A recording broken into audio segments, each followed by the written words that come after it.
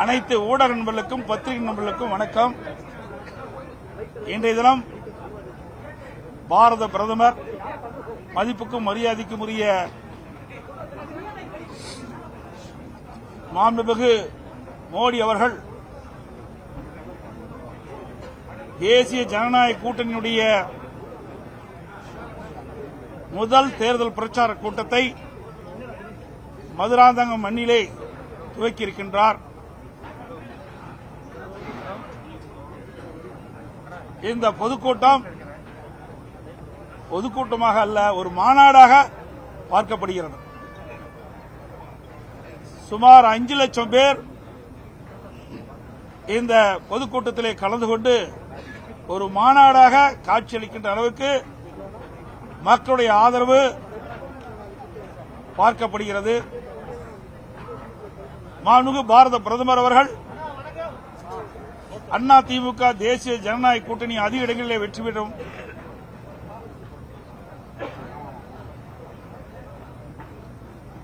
எங்களுடைய கூட்டணியுடைய வேட்பாளர்கள் அதிக இடங்களில் வெற்றி பெற்று ஆட்சி அமைக்கின்ற பொழுது தமிழகத்திலே மத்தியில் இருந்து பல்வேறு திட்டங்கள் வழங்குவதற்குண்டான நடவடிக்கை எடுப்போம் என்று கூறியிருக்கின்றார். அதோடு தமிழகம் வளர்ச்சி பாதையிலே கொண்டு செல்வதற்கு அனைத்து முயற்சிகளும் எடுக்கப்படும் என்று தெரிவித்திருக்கின்றார். தமிழகத்திலே சட்ட ஒழுங்கு அடியோடு சீர்குலைந்து விட்டது. போதையால் இளைஞர்கள் சீரழியக்கூடிய காட்சி தமிழகத்திலே பார்க்கப்படுகிறது. பெண்களுக்கு பாதுகாப்பு இல்லாத ஒரு சூழ்நிலை ஏற்பட்டிருக்கின்றது. ஒட்டுமொத்தமாக திராவிட முன்னேற்ற கழக ஆட்சியிலே ஊழல் நிறைந்த ஆட்சியாக பார்க்கப்படுகிறது. அதோடு திராவிட முன்னேற்ற கழகம் ஒரு தீய சக்தி. தமிழகத்திலே குடும்ப ஆட்சி தலைவிரித்து ஆடுகின்றது, வாரிசு அரசியல் இருக்கின்றது. இதையெல்லாம் முற்றுப்புள்ளி வைக்கின்ற தேர்தலாக இந்த தேர்தல் அமையும் என்ற கருத்துக்களை எல்லாம் சொல்லியிருக்கின்றார். ஆகவே எங்களுடைய கூட்டணி வலிமையான கூட்டணி, வெற்றி கூட்டணி. எங்களுடைய கூட்டணி அதிக இடங்களில் வெற்றி பெற்று ஆட்சி அமைக்கின்ற பொழுது தமிழக மக்களுக்கு மத்தியில் இருந்து பல்வேறு திட்டங்களை பெற்று தமிழகம் வளர்ச்சி பாதையில் கொண்டு வருவதற்கு அனைத்து நடவடிக்கை நாங்கள் எடுப்போம் என்பதை இந்த நேரத்தில் தெரிவித்து, இன்றைக்கு 2 மாதத்திற்கு முன்பு திரு ஸ்டாலின் அவர்கள் ஏதோ பேசினார். அண்ணா திமுக கூட்டணி அமைப்பதற்கு தடுமாறிக் கொண்டிருக்கிறது சொன்னார். முதற்கட்டமாக பாரதிய ஜனதா கட்சி இணைந்து தேசிய ஜனநாயக கூட்டணியிலே இன்றைய தினம் பாட்டாளி மக்கள் கட்சி, அம்மா மக்கள் முன்னேற்ற கழகம், இன்னும் பல கட்சிகள் எங்களோடு இணைந்திருக்கின்றன. இன்னும் சில கட்சிகள் இணைய இருக்கின்றன. இப்பொழுது தமிழகத்திலே வலிமையான கூட்டணி அமைத்துள்ள கட்சி என்று சொன்னால் அதிமுக தேசிய ஜனநாயக கூட்டணி தான் என்பதை இந்த நேரத்தில் தெளிவுபடுத்த கடமைப்பட்டிருக்கின்றோம். இன்னும் சில கட்சிகள் இணைய இருக்கு, அதெல்லாம் வெளிப்படையா பேச முடியும். அதாவது வெளிப்படையா எதுவும் பேச முடியாது. நாங்க ஒவ்வொரு கட்சியும் எங்க கூட்டணி இணைகின்ற பொழுது பத்திரிகையாளர் சந்தித்து அதை நாங்கள் தெரிவிக்கிறோம். அது மாதிரி சில கட்சிகள் எங்களோடு வர இருக்கின்றன. அந்த கட்சிகள் வருகின்ற பொழுது உங்களை பத்திரிகையாளர் சந்தித்து அதை நாங்கள் தெளிவுபடுத்துவோம்.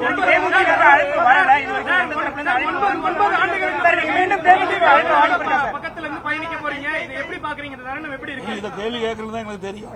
எப்படியாவது ஒரு குழப்பத்தை உண்டாக்கலாம்னு முடிவு பண்ணிக்கிறீங்க. எங்களுக்கு ஒற்றுமையா இருக்கணும் உங்களுக்கு எண்ணமே இல்லை. எங்களை பொறுத்த வரைக்கும் நானும் சரி, மரியாதைக்குரிய டிடிவி அவர்களும் சரி தெளிவுபடுத்தி விட்டோம். நாங்கள் ஒன்றாக இணைந்து செயல்படுகின்றோம். நாங்கள்லாம் அம்மா வளர்த்த பிள்ளைகள். என்னையும் சரி அவரையும் சரி எங்களுக்குள் சில கருத்து வேறுபாடு இருப்பதாக சொன்னார்கள். இருந்தது. எப்பொழுது இணைந்தோமோ அத்தனையும் மறந்து விட்டோம்.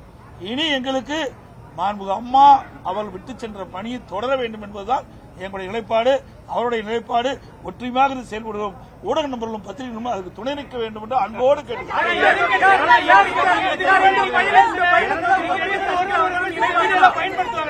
தேவையில்லா குழப்பத்தை வேண்டாங்க. நல்ல கேள்வி கேளுங்க. ஏதாவது ஒரு குழப்பத்தை பார்க்கலாம். ஒரு நல்ல கேள்வி கேளுங்க. பிரதமர் வந்திருக்காரு. இப்படி எங்களுடைய கூட்டணி வெற்றி பெற்று ஆட்சி அமைக்கின்ற பொழுது மத்தியில் நிறைய திட்டங்களை கொண்டாடுறான்னு கேளுங்க. அருமையா இருக்கும். அதோட இன்றைக்கு ஊழல் நிறைந்த ஆட்சி அகற்றப்பட வேண்டும் என்பதுதான் எங்களுடைய நோக்கம். இன்றைக்கு தமிழகத்தில் பாத்தீங்கன்னா குடும்ப ஆட்சிக்கு முடிவு கட்ட வேணும், வாரிசு அளவுக்கு முடிவு கட்ட வேணும். ஊழல் நிறைந்த ஆட்சி இந்த ஆட்சிக்கு முடிவு கட்ட வேண்டும் என்ற அடிப்படையில் ஒத்த கருத்துடைய கட்சிகள் எல்லாம் ஒன்றாக இணைந்து இன்றைக்கு பயணித்துக்கிட்டு இருக்கோம். நிச்சயமாக இந்த தேர்தலில் அதிக இடங்களில் வெற்றி பெறுவோம். ஆமா, நிச்சயமா 210 இடங்கள் கூடுதலா இருந்தாலும் குறையாது. ஏன்னா இன்னைக்கு மக்கள் இந்த ஆட்சி வெறுத்துட்டாங்க. மக்கள் ஒரு ஆட்சி நடைபெற்றுக் கொண்டிருக்கிறது. தினந்தோறும் போராட்டம் நடக்காத நாளே இல்ல. எல்லா தொலைக்காட்சியில் நீங்க தானே காட்டிட்டு இருக்கிறீங்க. தூய்மை பணியாளர் போராட்டம், அரசு ஊழியர்கள் போராட்டம், அதே போல செவிலியர்கள் போராட்டம், பகுதி நேர ஆசிரியர் போராட்டம், விவசாயிகள் போராட்டம், அதே போல டாக்டர்கள் போராட்டம், பகுதி ஆசிரியர்கள் போராட்டம். இப்படி தமிழகத்தில் போராட்ட பூமியாக ஒரு கலவர பூமியாக மாறுகின்ற அளவுக்கு இந்த ஆட்சி பார்க்கப்படுகிறது. போதைப் பொருள் எங்க பார்த்தாலும் போதைப் பொருள் விற்காத இடமே இல்ல. எல்லா தொலைக்காட்சியிலும் பார்த்து தான் நான் சொல்லிட்டு இருக்கிறேன். நீங்க தான் காட்டுறீங்க. உங்க பத்திரிகை வர செய்தி வச்சுதான் நாங்க சொல்லிட்டு இருக்கிறோம். தமிழகத்தில் சிறுமிகளுக்கு பாதுகாப்பு இல்ல, முதிர்ந்த பெண்களுக்கு பாதுகாப்பு இல்ல, கொலை கொள்ள திருட்டு வழிப்பறி பாலியல் வன்கொடுமை நடக்காத நாளே இல்ல. 6999 பாலியல் குற்றங்கள் நடைபெற்றிருக்குது. ஆக இந்த ஆட்சி எப்படி இருக்கு என்பதை நாட்டு மக்கள் பார்த்துக் கொண்டிருக்கிறாங்க. சார், நாங்களாம் ஏற்கனவே சொல்லிட்டோம், தெளிவுபடுத்திட்டோம். ஒவ்வொரு கட்சிக்கும் ஒரு கொள்கை இருக்குது. கூட்டணி நாங்க ஃபார்ம் பண்ணிட்டோம். அதுல ஏதாவது நல்ல செய்தி இருக்குதான் கேளுங்க. அதுல ஏதாவது கண்டுபிடிச்சு ஏதாவது சொல்ல வேண்டிய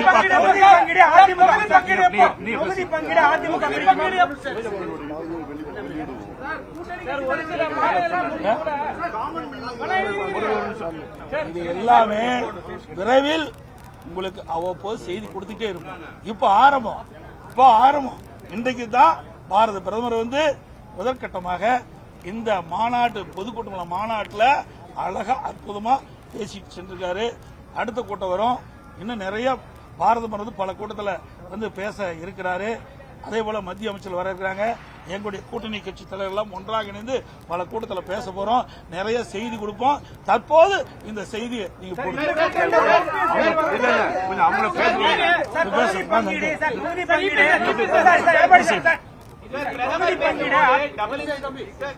பிரதமர் பேசும்போது டபுள் இன்ஜின் சர்க்கார் சொல்லியிருந்தார் சார். அது ஒற்றை தலைமையா இருக்குமா இல்ல பிரதமர் சொல்ற மாதிரி இருக்குமா சார்?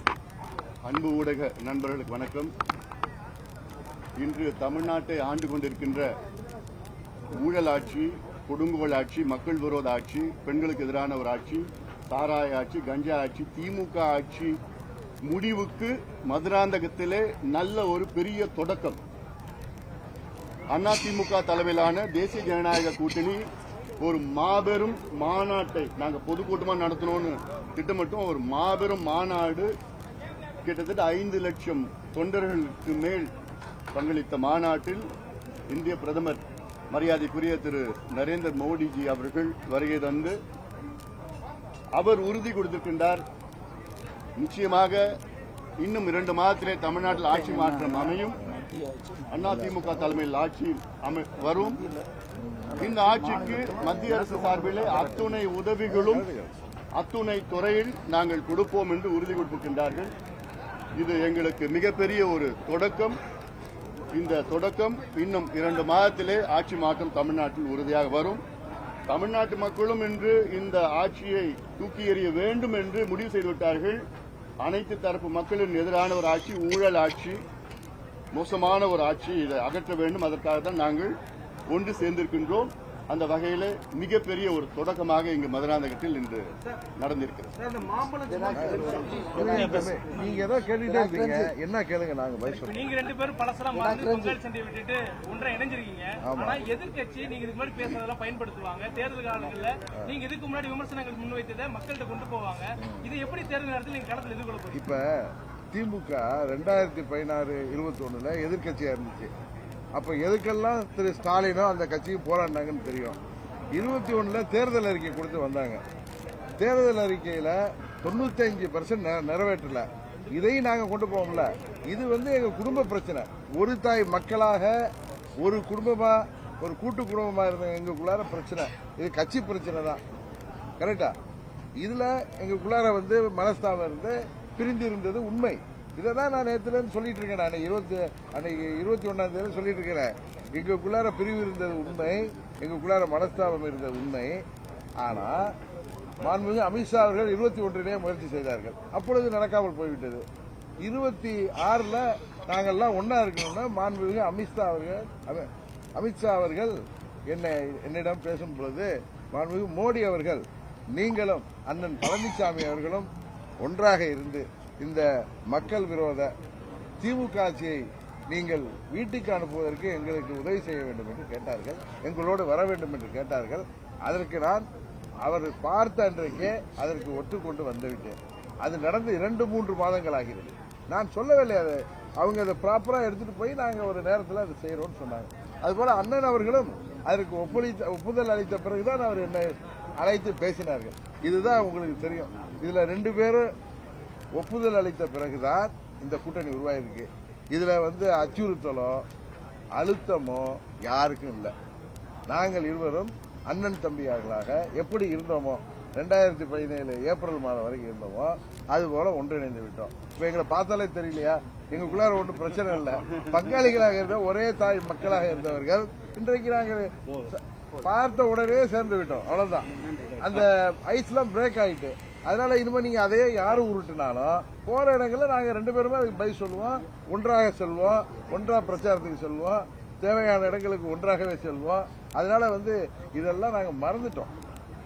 எல்லாத்தையும் மறந்ததுக்கு பிறகு நீங்க என்னதான் அதை போட்டு திரும்ப திரும்ப கிளறினாலும் ஆட்சியாளர்கள் சொன்ன வாக்குறுதிகளை நிறைவேற்றாம ஏமாத்திட்டு இருக்கிற ஆட்சியை முடிவுக்கு கொண்டு வராமல் விட மாட்டோம்.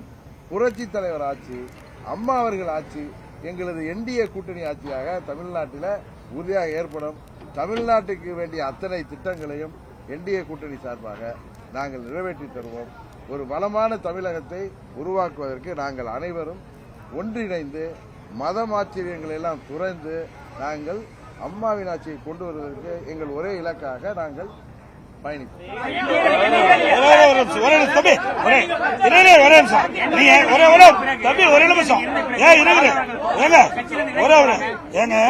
வைகோ எந்த அளவுக்கு திமுக பத்தி விமர்சனம் பண்ணார், எந்த அளவுக்கு ஸ்டாலின் பத்தி விமர்சனம் பண்றாரு, அதெல்லாம் கேட்க மாட்டேங்கிறீங்க. அதெல்லாம் உங்க தொலைக்காட்சியில் போட மாட்டேங்கிறீங்க. அதோட பேசின எந்த தலைவருமே பேச கிடையாது. அவ்வளவு மோசமா பேசின அந்த வைகோ ஸ்டாலினோட இருந்திருக்காரு. அதுக்கு பிறகு காங்கிரஸ் எந்த நிலையில் இருந்தது? எமர்ஜென்சி கொண்டு வந்தாங்க, அப்புறம் விசா சட்டத்தை கொண்டு வந்தாங்க. அப்போ திமுக என்ன சொல்லுச்சு? எமர்ஜென்சினால விசா சட்டத்தில் நாங்கள சிறைக்கு போனோம், படு துன்பத்தை அனுபவிச்சுன்னு சொன்னாங்க. அதோட இன்னொரு வேடிக்கை, மேல்தளத்தில் ரெய்டு, அறிவாலயத்தில் மேல்தளத்தில் ரெய்டு, தரைத்தளத்தில் கூட்டணி. அப்படிப்பட்ட கட்சியெல்லாம் கூட்டணி அமைக்கின்ற பொழுது எங்களுக்கு எந்தவித ஒரு சங்கடம் கிடையாது, மன வருத்தம் கிடையாது. ஒருமித்த கருத்தோட நாங்க செயல்படுறோம். ஊழலாட்சி, வாரிசு அரசியல், குடும்ப ஆட்சிக்கு முடிவு கட்டுகின்றதாக ஒன்றாக இணைந்திருக்கிறோம். வெற்றி பெறுவோம். நன்றி, வணக்கம்.